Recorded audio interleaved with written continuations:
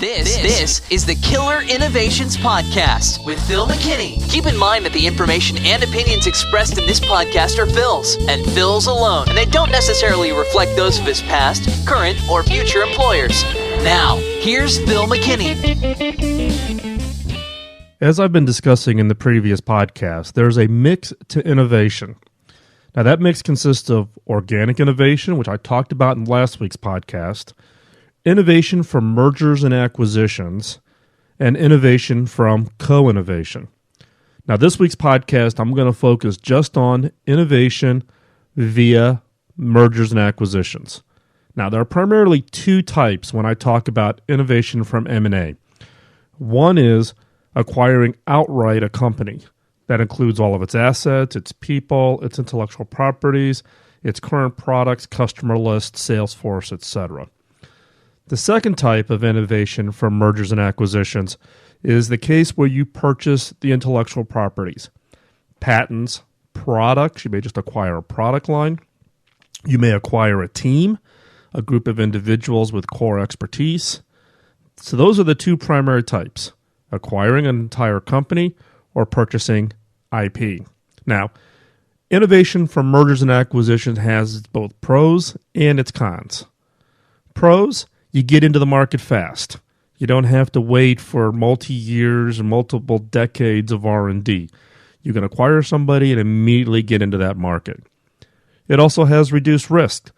You're typically doing these acquisitions after the other company has proven out the technology, products, customers, they have a revenue stream, and therefore it becomes attractive. Now, one of the first cons I want to talk about, though, is that with that reduced risk comes lower returns. It's hard to get a return when you pay money for an acquisition because the other company has taken all that risk and rolled it into the R&D. The fact that you acquire them after they've proven it, therefore it's lower risk, inherently you get a lower return. The other con is that innovation via mergers and acquisition can make an organization lazy. That reduced risk is seductive. You don't have to run the risk of having a project blow up in your face and then try to have to explain it to your boss as to why it didn't work out. And many executives will fall back on mergers and acquisitions as one of their preferred methods, again, because this reduced risk, and nobody ever wants to have, quote, a failure attached to their name. They never want to have to explain to the boss or to the board as to why an innovation or an R&D program didn't work out. So this avoidance of risk can be very seductive. The other con is that it can be very expensive. You can't get home runs regularly on an M&A type of an approach. Just as I talked before about reduced risk means lower returns. Some people have this false hope or false sense of, I'm going to buy it just at the right time and I'm going to maximize that benefit. You may get a few lucky hits on that, but inherently innovation that results from M&A, meaning you're acquiring some unique capability and having that play a huge upside in the near term, is very, very hard to do unless you acquire them when there's still a significant portion of that risk.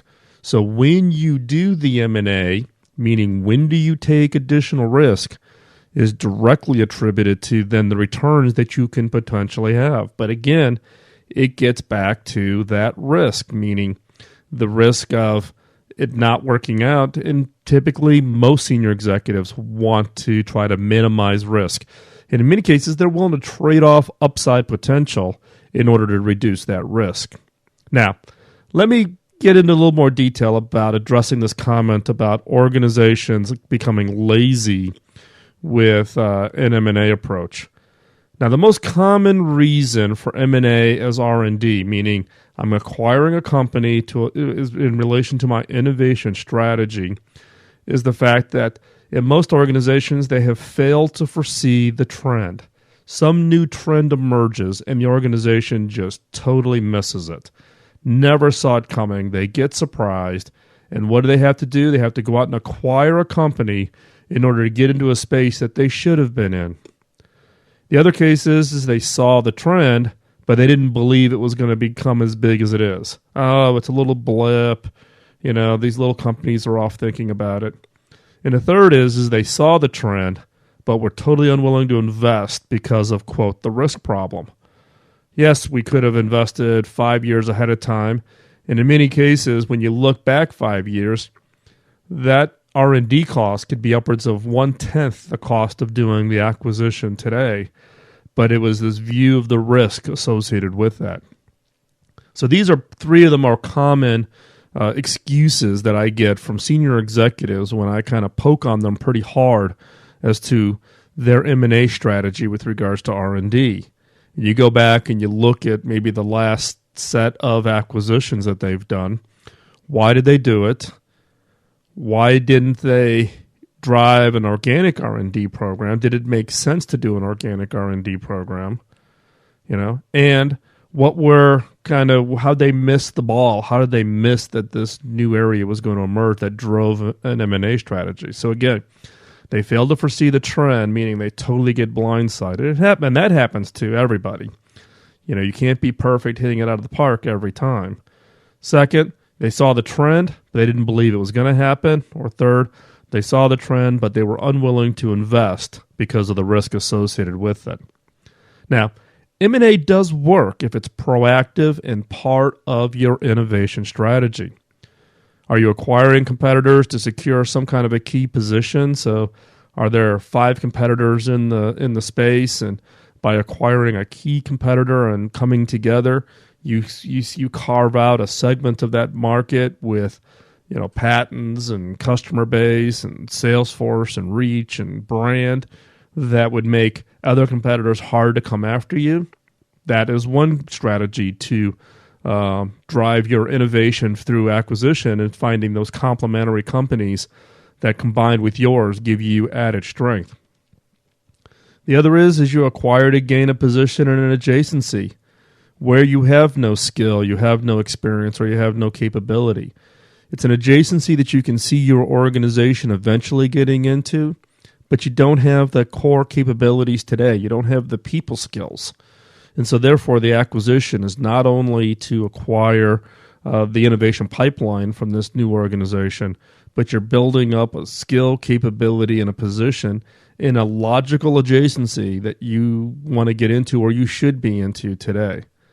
So again, M&A is worth it if it's proactive, meaning you're not all of a sudden finding yourself in a jam and you're trying to acquire companies just to drive a top-line revenue number. M&A works if it's part of your innovation strategy, and that includes acquiring competitors or acquiring companies in the space in order to secure a key position, meaning it's something that is part of a conscious decision as part of a long-term innovation program.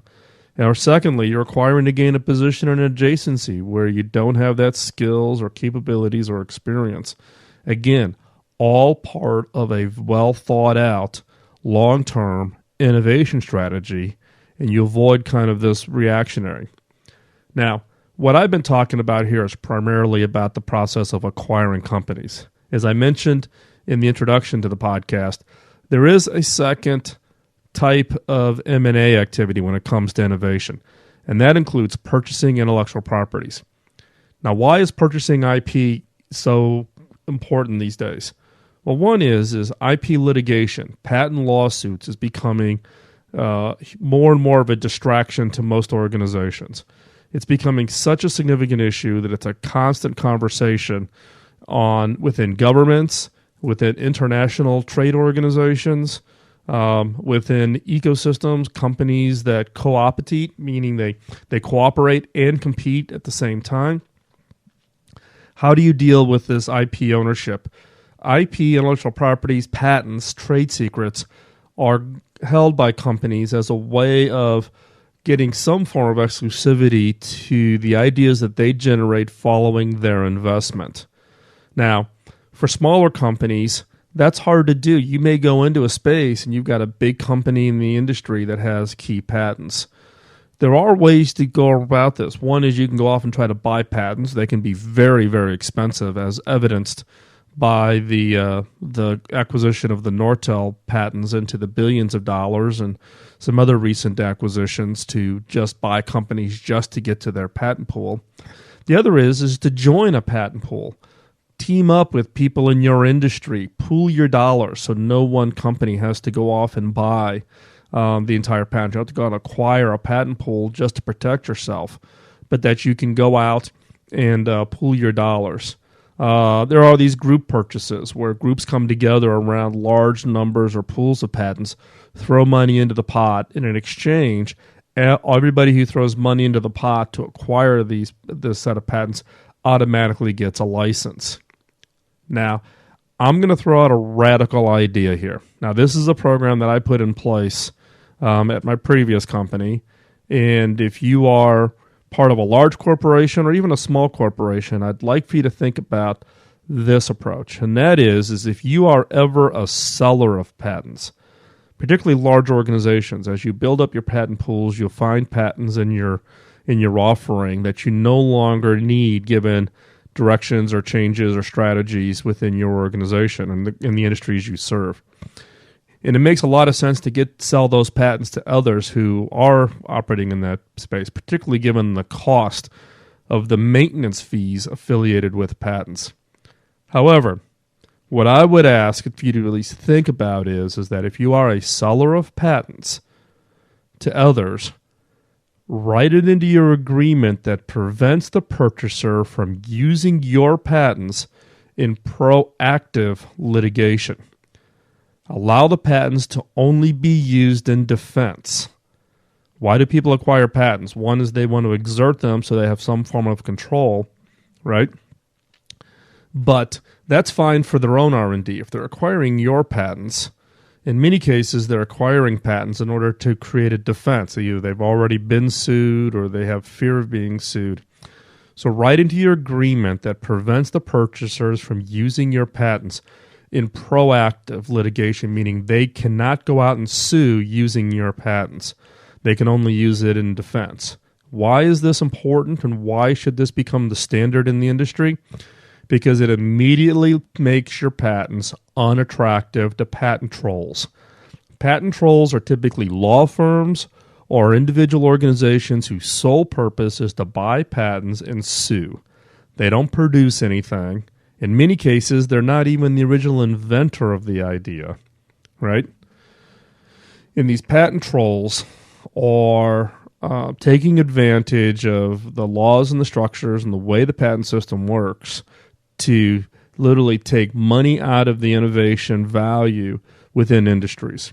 So again, I put this in place. I would encourage you to think about putting this in place. Prevent purchasers from using your patents in proactive litigation. They can only use them as defense. Now, it does make it unattractive to trolls, but they are still highly valuable to others in the industry, right? You may not get as much because the trolls will bid your patents way, way up, and that can be an issue with your shareholders and your board and perception. But we need to come up with a radical approach to addressing the patent lawsuit challenges that are happening in the organization. The other is PCLs, patent cross licenses. Particularly large companies don't want to get into the business of suing each other. It's just not productive, and the only people that win are the attorneys. So you'll find that most large organizations pre-negotiate a patent cross license. I automatically get a license to all of your patents. You get a license automatically to all of my patents. We sign the agreement. It has some term, 2, 5, 10 years out. And therefore, then, that takes the whole risk of litigation off the table between those two organizations. And it also changes the conversation when we get into wanting to co-innovate. And I'll talk about that in an upcoming podcast. Having a patent cross license in place opens the door to a level of conversation because you no longer now have to get into who owns the patents. Oh my God, I've revealed something to you. Given that you automatically have a PCL in place, it changes the level of the conversation. So, innovation from M&A needs to be part of your risk, but only if it's done right. Done wrong, M&A can become the model, and therefore you actually de-emphasize the other types of the mix, meaning organic or co-innovation. If you do that, if you only do innovation by M&A, meaning you de-emphasize doing your internal R&D and not doing and avoiding doing co-innovation types of activities, what happens is those other parts of the mix are reduced and capability will be lost. Your R&D teams will not stay in place if you don't use them. Co-innovation, innovating with partners. If you don't find ways to do interesting innovation with your partners, the partners will go someplace else. They'll go to your competitors. So again, innovation from M&A, if it's done wrong, the challenge being then is that you actually destroy your overall innovation capabilities within your organization, and your returns become very, very poor because you're dependent on getting a return from a very high cost approach to innovating your business. Innovation from M&A, if it's done right, needs to be part of a core innovation strategy. You need an innovation strategy well understood and committed to from all the way up through your senior executives and your board members. If you don't have an innovation strategy, that should be step one before you even think about how do you play this innovation mix. Innovation from M&A done right also fills key areas that you strategically know are important. You've done the trade-off analysis as to what part of the mix you want to do this in. Do you want to do an organic? Nope, this one's an M&A, or this one's a co-innovation. You know that. Everybody's agreed to it, and then you begin the process of identifying the candidates. Now, it is lower risk, and you get a lower return, but it allows for you to be part of that strategic discussion as part of your innovation strategy, and therefore can become part of the mix of offsetting risks against high-risk innovations that you've identified as key being strategic to your group. So hopefully this gives you a good understanding of how I think about innovation via M&A. I'm sure you've had your own experience within your own organization. Some organizations, particularly over the last 5 years, have just gone crazy with doing all kinds of M&A at the risk or the expense of their innovation programs. And I've had lots of discussions with both CEOs and innovation leaders within top organizations. It needs to be a key part of the mix. It can't be the only part of the mix.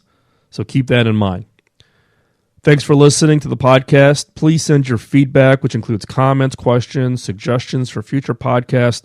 You can do that by sending an email to feedback@philmckinney.com, or you can go over to the Phil McKinney site, philmckinney.com, click on the Connect tab, and you'll get a bunch of options on different ways that you can provide feedback or ask questions. With the book being released, a number of listeners have asked about me doing speeches at their events or organizations or companies. Yes, I am booking speeches and appearances in relation to now with the book being out. Please, if you have interest, send me an email to events, events, @philmckinney.com, or you can go over to the philmckinney.com site, click on the Connect contact tab, and just drop me a note, and I'll have the team take a look at it. So if you've got an upcoming event or an organization that you think would be interested in the topic of the book, just let me know. Thanks for your support on the book, by the way. I do appreciate all the emails and comments and tweets and Facebook postings. People have been sending me photographs of the book in their local bookstore. I really do enjoy those. Please keep them coming. Also, help spread the word. I've been doing this podcast and the blog now going on 7 years. If you've been a long-time listener, you know a little bit of the background. I was the beneficiary of an early mentor, and when I asked that mentor how I could pay back all the time and energy he put into my career, he informed me that I couldn't, and the way for me to pay it back was to pay it forward. Teach what I know to others that they can be successful in their careers, and that's really the motivation between both the blog and the podcast. So this is my way of paying it forward. Now, all I ask of you is for you to pay it forward. Spread the word. Let people know about the book, the podcast, link to the site from your site. Talk about the book or talk about the podcast in the social network spaces that you frequent, and I would greatly, greatly appreciate it. Thanks again for the time out of your busy schedule. I truly do appreciate you sitting here listening and giving me feedback and connecting. And we'll talk to you real soon. Bye-bye.